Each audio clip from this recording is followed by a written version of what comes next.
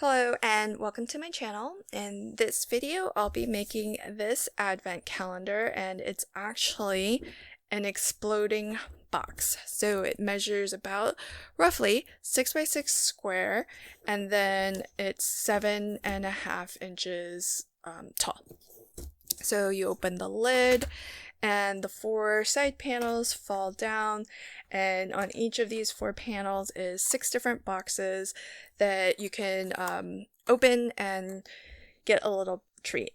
I originally had the idea to put I just wanted to put the one little bottle burst Christmas tree, but when I bought these trees, I didn't really know what size my advent calendar would be, and so the scale of it doesn't quite fit right. It's a little bit small for the scale of everything else.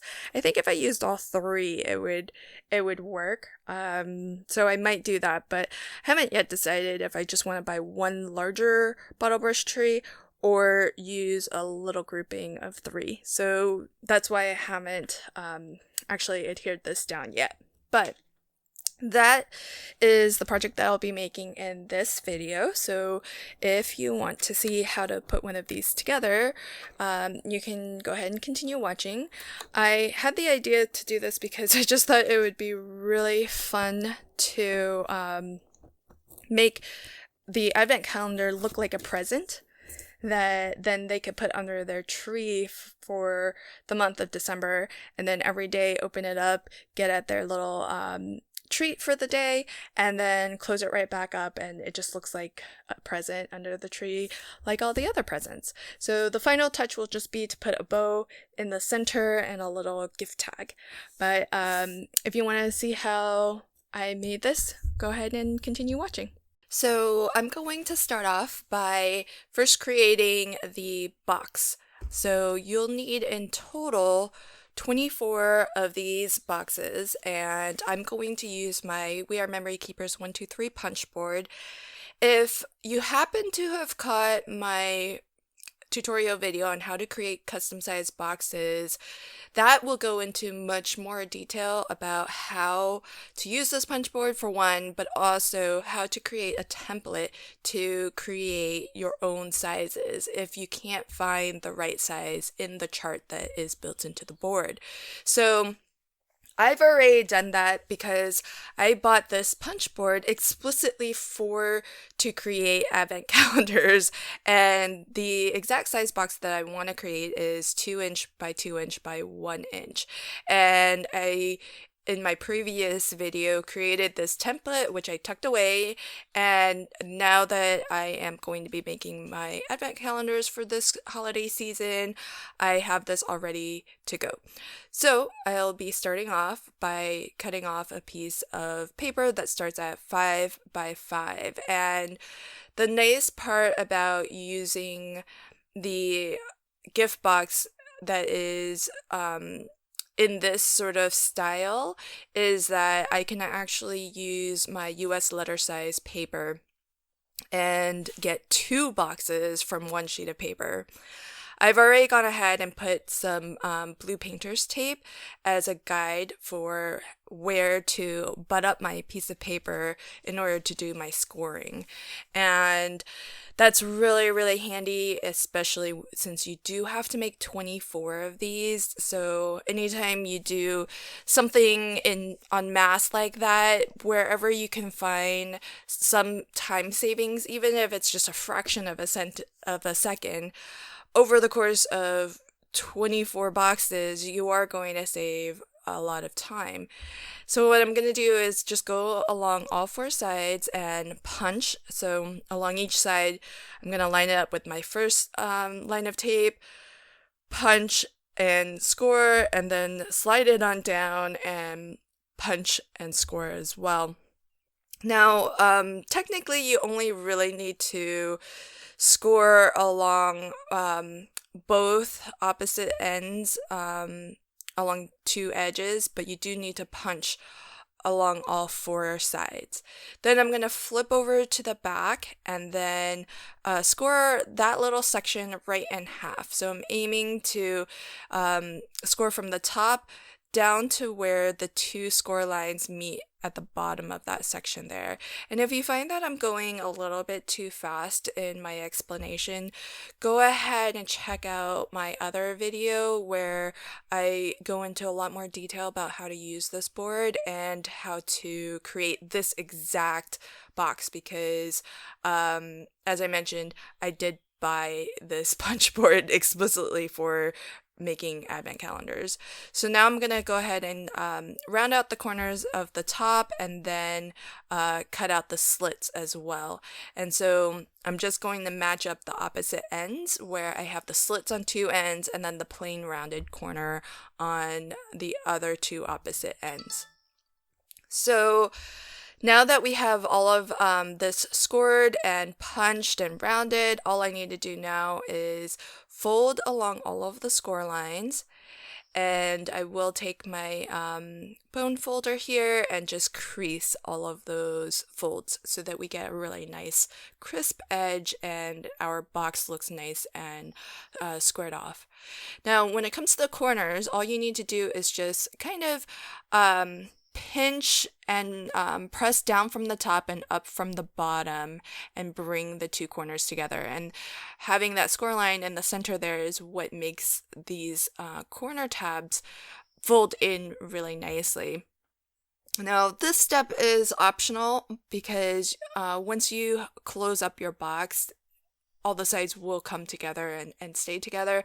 But because I am adhering this onto those side panels, I don't want this box to open up quite as much as it is without gluing these down. So I'm going to actually glue down all of these corner pieces. So you can see once I pinch this closed, everything is going to glue down. And I chose to glue it down the tabs. I'm gluing those corner tabs down to the side that is opposite from the closure. So it's going to be the one that has the corner that's plain and doesn't have the little slot that is cut out of it. So you can see once you pinch those down, everything will adhere down nicely. And of course, give it a really good burnish so that your glue has a very strong stick. And with liquid glue, you definitely want to burnish so that it spreads out nice and evenly and starts to really absorb into your paper. So that's how easy it is to create these little boxes, and very efficient use of paper. It's just one 5x5 piece of paper, and that's it. So last year's advent calendar, which if you're curious to see, I do have a tutorial video on, so I'll link that in the upper right hand corner and down below as well. But it took a lot more time.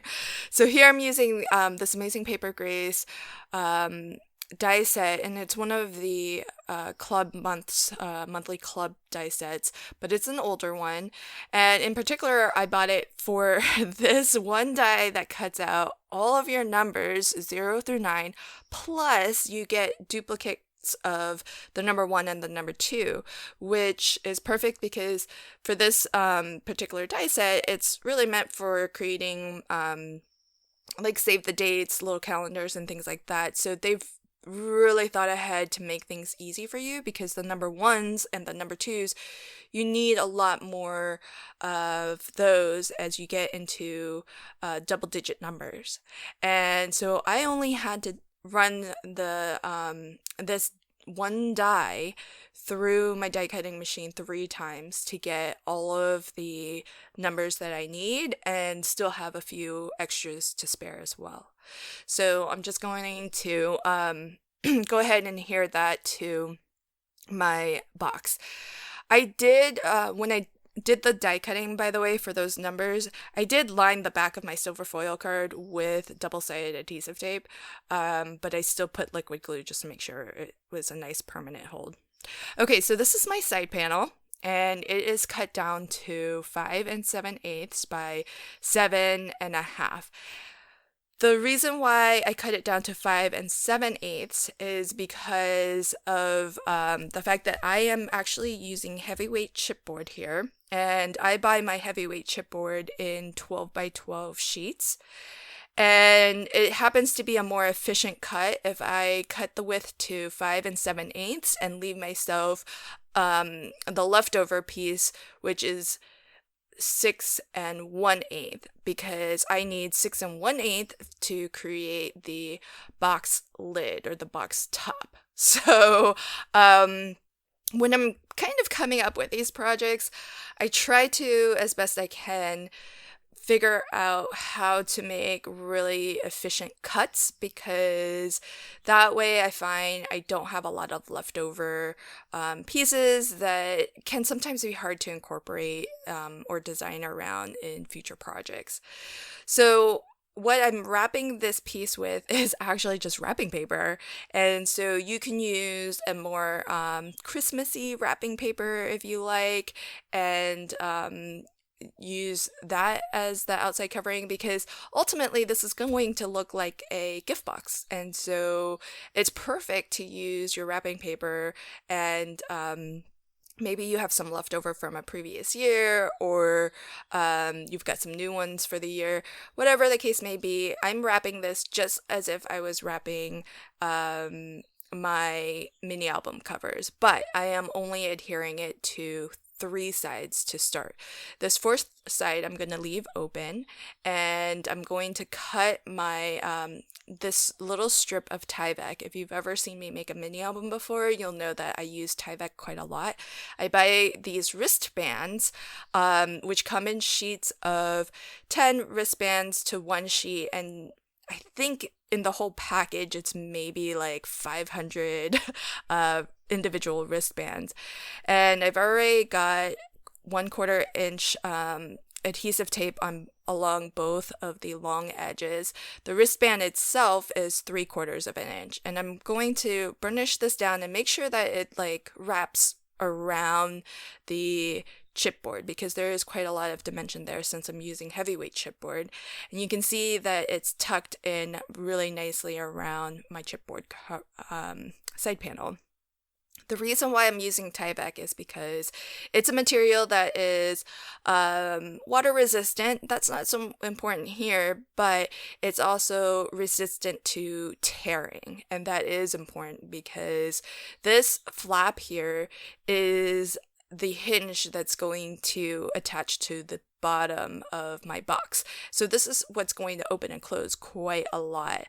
And because I'm covering this panel with just plain old wrapping paper, this is pretty thin stuff. So I don't want this hinge to break down over time or tear. And while I'm not expecting this advent calendar to become something that, you keep forever and ever, I do want it to last the season, and it's going to be opened at least 24 times. So I want to make sure that it holds up. So what I'm working on here is just a little piece of that silver foil wrapping paper cut to just shy of 5 7/8, and I just folded along the 2 ends just to find the center point so that I can fold a nice mitered edge on both ends there. And I'm just going to tape this down to that bottom edge to neaten that up a little bit and cover up the white Tyvek that I have. My intention is to, you saw me earlier bring on a piece of white cardstock, and that's going to be the matte layer that is going to kind of cover up all these inner workings here. And I did cut my matte layer to be about, I think it was 1/8 inch shorter all the way around. Or I shouldn't say all the way around, because it's actually, let's see, I cut it to 5 3/4 by 7 3/8. So it's 1/8 inch shorter and 1/8 inch less wide. And what that means is there's going to be a little bit of a silver border all the way around all 4 sides. And so I just want to make sure that even on that bottom edge, you see a little bit of silver as opposed to the white Tyvek. So it's a small detail, but I like to make sure that everything looks as polished and finished as possible. And the other reason to do that is even though this is thin wrapping paper, it's still an extra layer along that bottom fourth edge, which is going to make that sort of hinge fold a little bit more sturdy and stable. Okay, so now I've just got some ribbon, which I've already lined with double-sided adhesive tape on the back. And this is a piece of glitter ribbon that I got from the Dollar Tree. It does shed glitter, so I hope whoever gets this particular advent calendar doesn't hate us for the shedding glitter. but but it's just so pretty and so sparkly, and I definitely wanted to use it on this project. I have it in red as well, but I've used up some of the red, so I wasn't sure 100% if I had enough. So this is the matte layer that I brought on earlier. I do have double-sided adhesive tape along all four corners, and that's so that I could really get adhesive all the way to the edge, but I am going to get some liquid adhesive all throughout this panel because our boxes are going to adhere to this. So I definitely do not want this matte layer to come apart or start lifting or moving in any way or bubbling up. So that's why I've gone with both adhesives.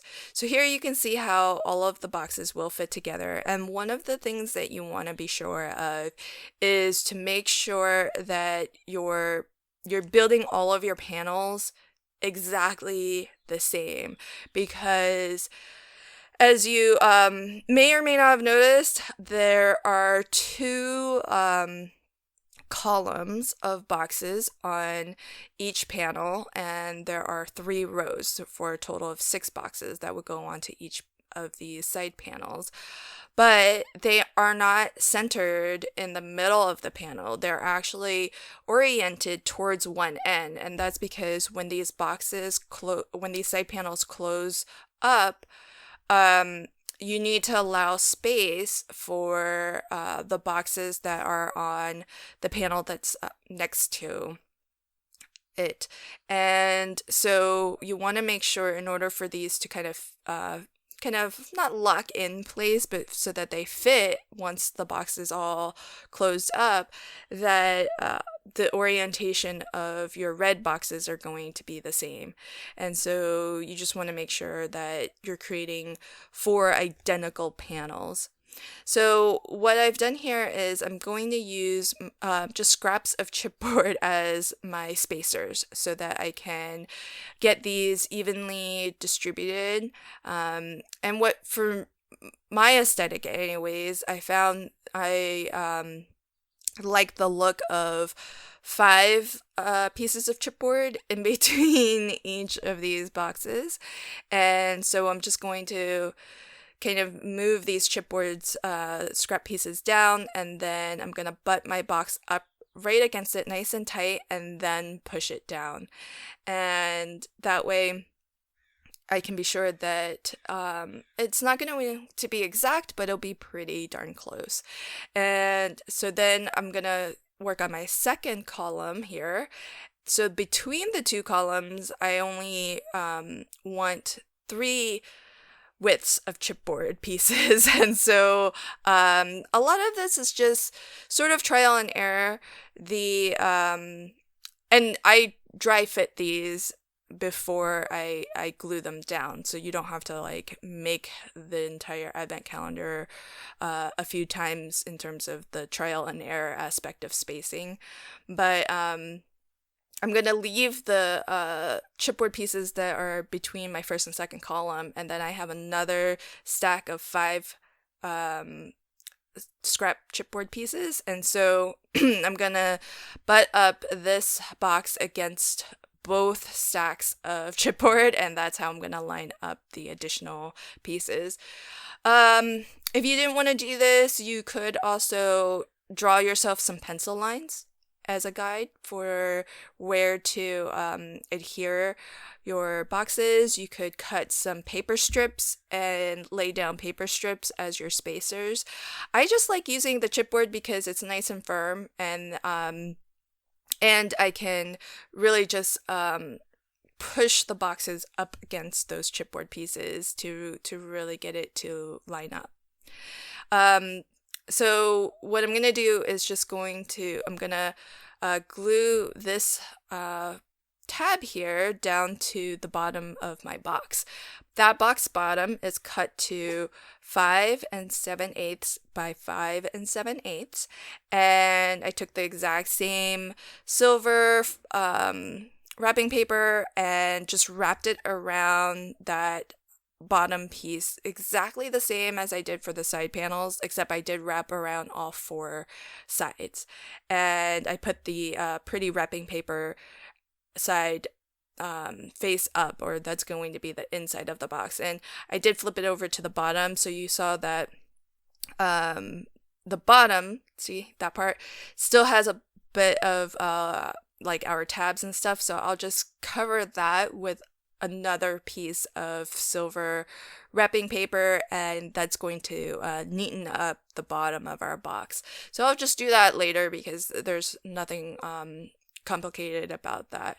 So you can see all that glitter that's on my work surface there. Okay, so now we're gonna work on our box lid, and I have prepared some of this. So this top square piece is, I mentioned earlier, 6 1/8 by 6 1/8. We need this to be a little bit larger than our box bottom, and it happens to be 1/4 of an inch larger. And the reason for that is once all of your side panels are wrapped and have all their mats and layers, once this box top is wrapped and has all of its mats and layers and supporting pieces, there's going to be some additional bulk and dimension that's built up. And so we need to make this a little bit larger than our box bottom in order for it to actually fit over top of our box. What I've already done is just cut these strips of just scrap paper. It's 1-inch scrap paper that I scored in half, and I put some double-sided adhesive along both long edges. And what I'm going to do is attach my lid pieces here, the side lids, and that's been cut to the same length, 6 1/8, and it is 2 inches tall.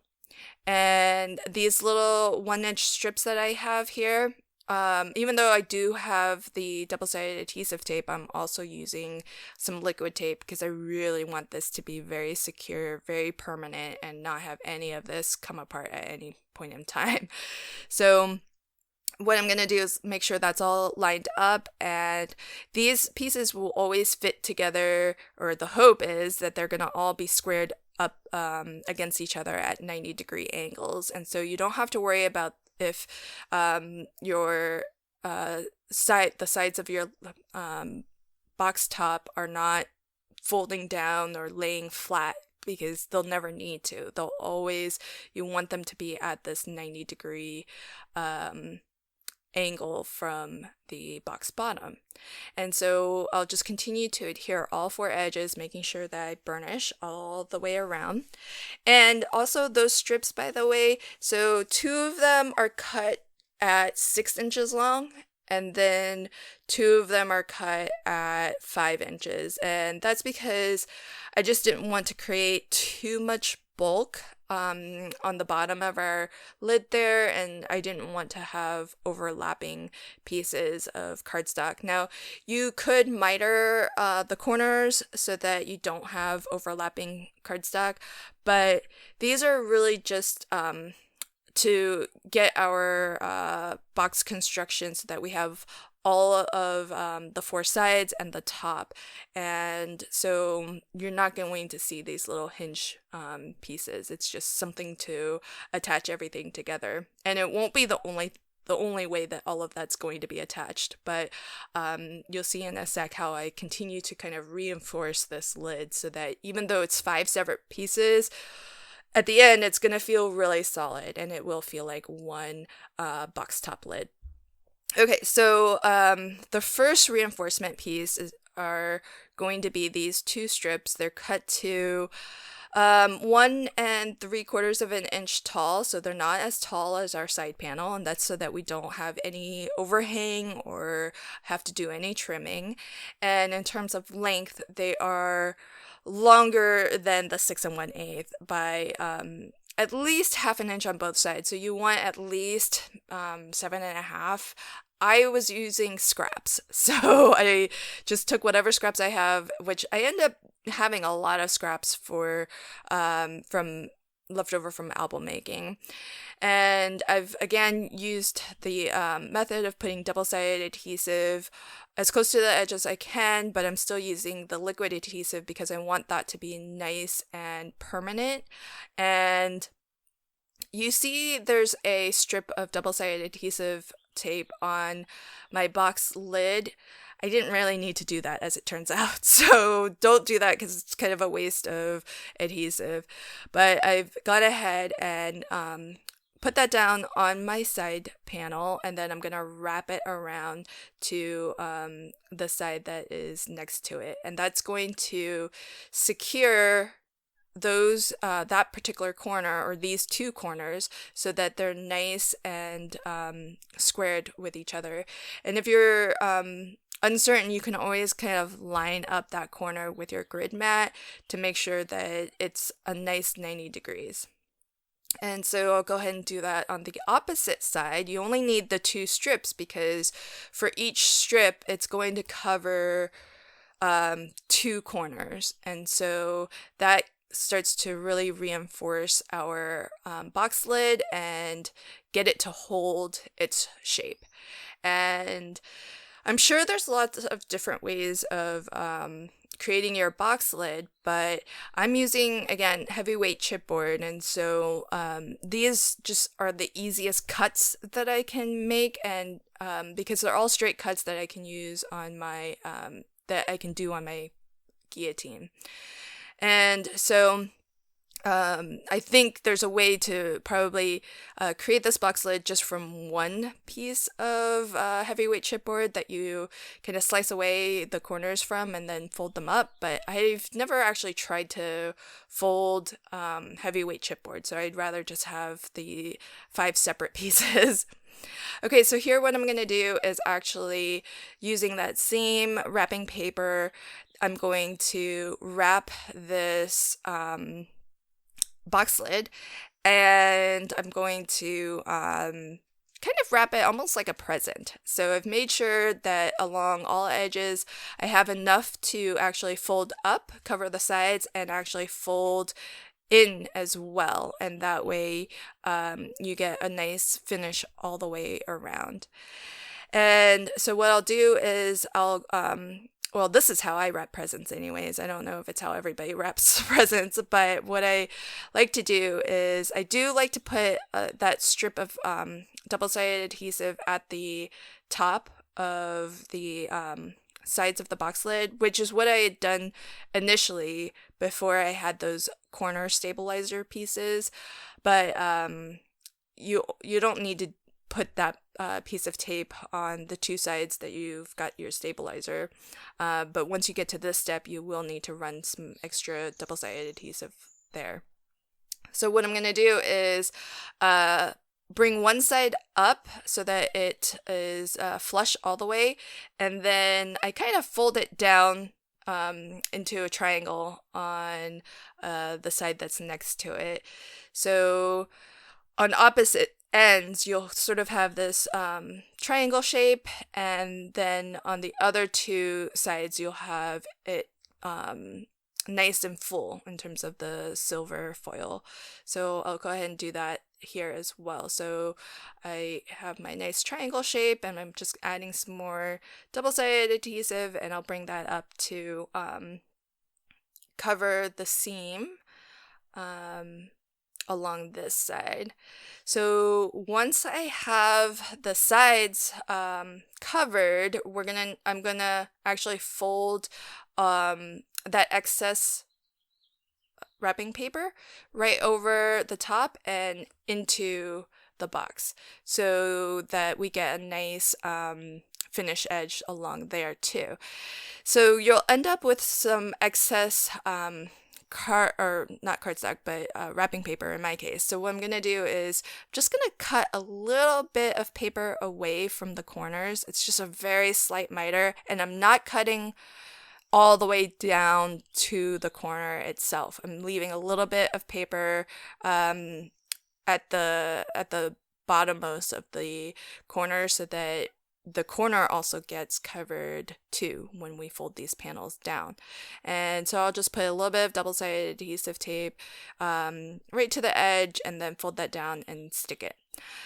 I am using wrapping paper that it's not very thick. It's actually it's kind of an in-between in terms of thickness. It's not super thin like wrapping paper that you might get at the Dollar Tree, for example, but it's also not your super thick wrapping paper either. So where I know I'm going to have like the wrapping paper showing on the outside, I want to just use my dry adhesive, because the wet adhesive can actually show up in terms of like your adhesive lines, and so I'm not going to use wet adhesive where I know it's going to be a visible edge. And what I'm going to do is go ahead and apply my ribbon just like I did on the sides. So I'm just going to cut a little bit of extra so that I can wrap it around and right into the box, and that way you get a nice edge all the way around, and on the inside we'll cover all of that up so you don't see those raw edges. And the reason why I keep bringing the main box back in is because I just want to make sure to line up these strips of ribbon with the strips of ribbon that are on the side panels. So I'm just going to run it from one end to the other and then wrap the ends right into the inside of the box. Okay, so then, as I mentioned, I want to cover up all of those raw edges, and similar to the white matte layer that I have on the side panels, I'll just use some white cardstock. This is, I think it's 100 pound what I'm using, but you could probably just use a nice layering weight, like maybe an 80 pound or even a 60 pound. It's just really to cover up the inside so that it looks a little bit more finished. So I'm cutting this to, remember our panels here are 6 1/8, but I'm actually cutting it to maybe 6 1/16 long, and in terms of the height, I'm cutting it to 1 7/8 excuse me, as opposed to the 2-inch height that our lid sides are. So I've got this strip that is longer than the 6 1/8 because I am going to wrap it around 2 corners, and so I'm going to score it. Remember, this is fitting on the inside, so it needs to be just shy of 6 1/8. So I'm giving myself at least an inch in order to wrap that around to the other side, and then I'm gonna try to score it around 6 1/16 as opposed to 6 1/8. And again, this is going to be another stabilizer piece. So you saw earlier when I used the black cardstock, that piece I wrapped around the outside to stabilize those corners and really hold that structure. For these two pieces, I'm actually going to wrap them on the inside of the box, so that's going to give even more stability and structure to those individual side pieces. And because this is going on the inside of the box, it's as I mentioned earlier, it's part of all the mats and layers that adds some additional thickness to your box lid, and so it's ultimately going to make for a more snug fit over top of the bottom of our box. And if you're finding that your box is a little too loose, you can always add like additional layers of these kind of to use as shims, so to speak, just to add a little bit more thickness to the inside of your box if you want to make it fit a little bit more snugly. I like it to be, not too snug so that it's hard to fit the box lid over, because it's already a little bit challenging to put the box lid over because you have 4 panels that naturally just want to fall down, but I don't want it so loose that it looks odd, like it's a box lid for a different box. Okay, so here I'm attaching this stabilizer piece and really making sure to burnish it really well. Want to make sure to get it right into the corners. And as you saw, I'm putting double-sided adhesive along the 2 long edges, but I also put strips of double-sided adhesive along both sides of my score line because that's going right into the corner. And I really want to make sure that corner is as like pushed into the corner of the box as much as possible, so that we don't we have a nice finish and we don't take away too much of the interior dimension of this box lid. And then with the remaining 2 strips, that is going to just cover up those raw edges from our corner stabilizers. So you can see here, I'm just going to mat that right over top. And then we have really neat edges all the way around the inside of our lid. Now, I want to cover up those glue tabs at the bottom as well. So again, I'm just cutting a piece that is just shy of 6 1/8, like by a hair, and you can always cut it to 6 1/8 by 6 1/8, and then just trim, take little slivers away as you need in order to get this to fit. But then this will cover up again all of the raw edges and neaten up that entire bottom piece as well. So that is pretty much it. That is our finished box. And so I still have to figure out what I'm going to do, if I do anything at all, to the center. But that's my first advent calendar of this holiday season.